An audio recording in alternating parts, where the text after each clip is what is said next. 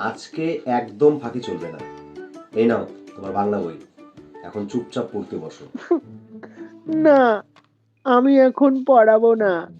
আমাকে আগে ইউটিউব দেখাও, তারপর আমি পাতায় পাতায় লেখা দেখাবো। আমার এখন কার্টুন দেখার সময় হয়েছে। আরে, তুই বই হয়ে মোবাইলের জেদ করছিস? আরে বাচ্চারা দেখে তো তোকে শিখবে। মোবাইল দেখলে কি জ্ঞান বাড়ে? কেন পারবে না?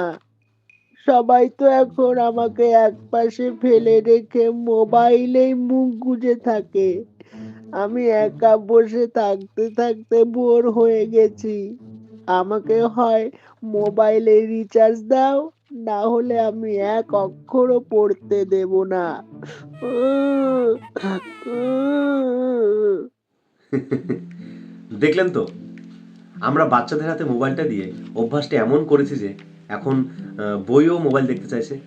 তাই আসুন আমরা বইকে বন্ধু বানাই, মোবাইলকে নয়।